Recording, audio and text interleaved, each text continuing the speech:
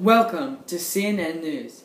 I'm Stephen Smith, and today we'll be talking to a very significant historical figure, Louis XVI.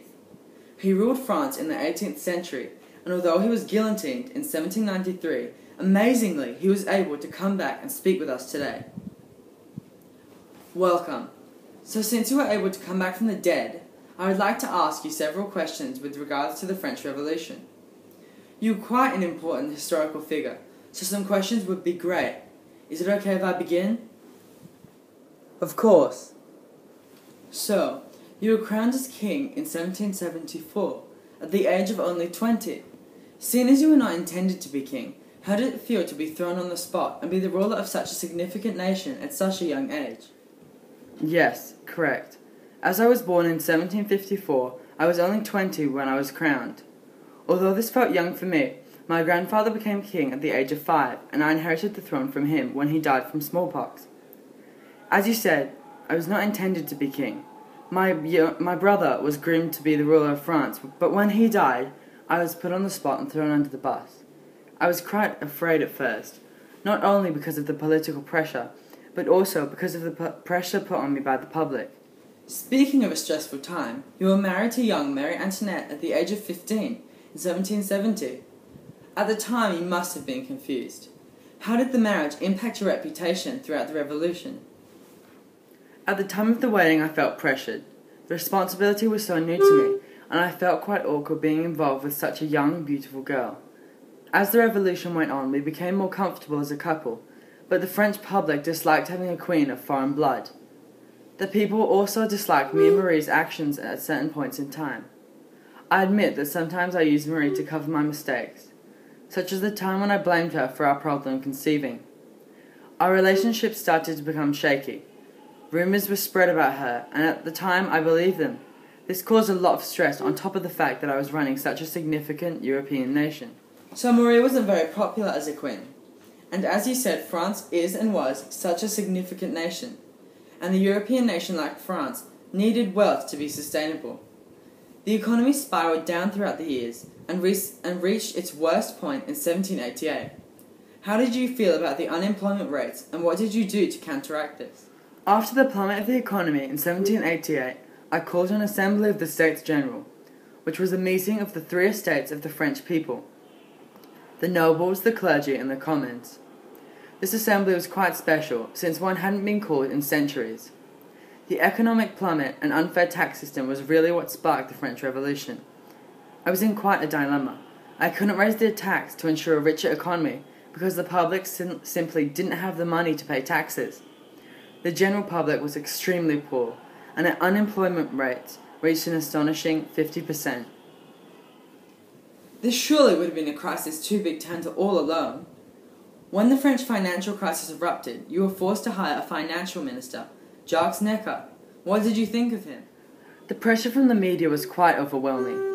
I dealt with the crisis as well as I could and called a meeting of the Estates General, as I said. But throughout this process, the French people became restless and were very defiant. False accusations about loss of money were spread, and my wife was ridiculed for wearing extravagant jewellery and clothing whilst the rest of France was in poverty. It was not my choice to hire Jacques Necker as my financial minister. I was forced to hire him because the banks believed that I needed financial advice.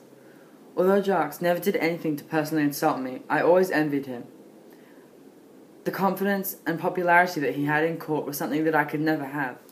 You said that his confidence was something that you envied. As a child, your insecurity caused people to assume that you weren't the brightest. You were fortunate enough to be well educated. Did you enjoy your education, and how did it help you as the monarch of France? My education as a child was of a very high standard. I particularly enjoyed maths and science. Something about learning such a factual thing full of new discoveries was such an intriguing thing for me. Everyone assumed that I was a dim child simply because of the fact that I was shy. I didn't like public speaking, and I was nervous about voicing my opinions. This is one of the reasons why the French people were so doubtful about me being king. As the monarch of any country, a good education was essential. A monarch without proper education was bound to have an unsuccessful reign and cause France to plummet both economically and socially. Although I had a great education, I struggled as king and found dealing with the diversity in the opinion of the public very frustrating. As absolute monarch, it was my word that made every decision, so making the wrong one made the French people very unhappy and unsupportive. Unsupportive? More like aggressive. On the 5th of October 1789, a mob marched on Versailles and forced you and your wife to retreat to Tuileries. How did you feel after this? What did you do at the time of the march? The mob that marched on Versailles was quite terrifying. My wife and I were certainly afraid of the corruption in France at the time. At the time of the march, I was hunting in Meudon, and Marie was strolling in Trianon. When word spread about the arrangement, Marie and I retired to the apartments. I then trusted Lafayette with the defense of the chateau. The march consisted primarily of women, but they were also accompanied by some men. The crowd was furious. They carried pitchforks and torches. It was quite an offensive display. The march was organized in order to benefit and emphasize the power of the Third Estate, the Commons, or the public. The act signified the overthrow of my power and independence, and was the first act of the public that really shocked Marie and I. Now, getting down to some more personal issues. I understand that at first you and Marie struggled to produce a child, yet you eventually fathered 4 children. How did the French people respond to several failed attempts to produce an heir? Yes, me and Marie did struggle to conceive, at first. At the time, I was very self-centered, so I found ease in accusing Marie of infertility. I was the one with the problem. For me, any sort of sexual activity was painful, and I found it awkward to bring up with my doctor. So rumours spread, and the hate for Marie grew. I overcame the problem in 1777, when I finally built up the courage and submitted to surgery. It was Marie's brother who convinced me to take action. He paid us a visit earlier in the year, and Marie and I had a long conversation with him about the fate of the throne and how important it was for me to produce an heir. The French people were quite restless, because a king without an heir is an unreliable monarch, although most of the stress was passed on to Marie, who was blamed for not being able to conceive. The French people disliked me and Marie, so they were looking for negative things to point out and cling on to.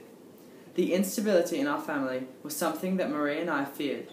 If we didn't conceive, then we would have no descendants to pass down our knowledge and wealth. If I didn't have a child, then there would be no one to take my position as king and continue my family. So something had to be done. I had my first child, Marie-Therese, on the 19th of December, 1778. She was our only child that survived until adulthood, and lived most of her life in Latvia, married to her cousin, Louis Anton. Our second child was born in 1781, and his name was Louis Joseph. Being our first boy, we were extremely happy to finally have an heir, but unfortunately he passed at the age of 7.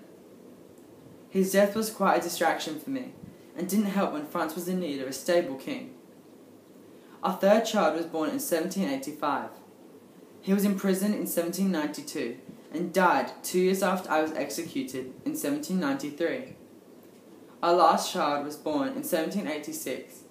She died after many convulsions just before her first birthday. Marie and I struggled at first, and although we managed to produce 4 children, 3 of the 4 did not make it past the age of 10. So ultimately, Marie and I failed to produce an heir for the throne. That sounds like a long and hard journey. In 1791, you, Marie, and your immediate family made an attempt to flee Varennes. What was your plan? I felt as if though the Estates General 2 years before this was an assembly in which certain people tried to overrule me and force advice on me. In an attempt to renew the power and dominance I once had, my family and I fled to Varennes, or rather attempted to. So the plan involved us escaping Tuileries through unguarded doors, a change into less prestigious clothing, forged passports, several bodyguards, a carriage in Paris, and an exchange once we had reached the outskirts of Paris. The plan failed when I was recognized by a local postmaster. We were caught by an arrangement of royal officers who found our carriage as we were about to depart Varennes. We were brought back to Paris and imprisoned. So, you said that you were brought back to Paris and imprisoned. In 1792, when you were brought back to Paris, what really happened to you? And where were your young family held captive? What happened when we returned was an outrage. Accused of conspiracy with foreign powers, my family and I were imprisoned. Evidence was somehow found of my counter-revolutionary intrigues, as they labelled it. I was trialed by the National Convention for treason, and in the end they found that I, the King of France, was conspiring with Austria and other foreign nations. On January 21st, 1793, I was sentenced to death by guillotine. It is quite amazing that I can make it here today, since I did die over 2 centuries ago. But I guess that's just how far technology has come. I mean, motorized carriages, mobile cell phones. What's next? Flying cars? Marie was sentenced to death also by guillotine a year after I passed. My remaining children were not released from imprisonment until 3 years after I died, so my young family was left alone and afraid in a society where the economy was valued more than the lives of innocent children. Your struggle of a life ended in 1793. Throughout the Revolution, ideologies changed and equality became more valued. How did your opinions shift during this period? Well, throughout the Revolution, people became defiant, and they wanted the 3 estates to be equal.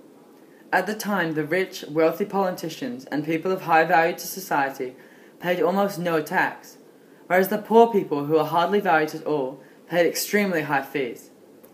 I, as king, wanted those who were of high standards to be fond as me. But the country needed wealth, so by charging the poor high tax, I could sustain the country while pleasing important people. Most kings are respected and valued, but I had to be strategic with my actions, and I was constantly thinking about what other people would want, rather than what I wanted. My beliefs never changed. I always did value a fair class system, but the country had to be wealthy, and the easiest way to ensure this was by charging high taxes. Well, it certainly seems like you had a life full of stress, adventure, and definitely some struggles. I would like to thank you today for allowing me to interview you. It was a once-in-a-lifetime experience that I will never forget. Of course, it was a great experience. Thank you for having me.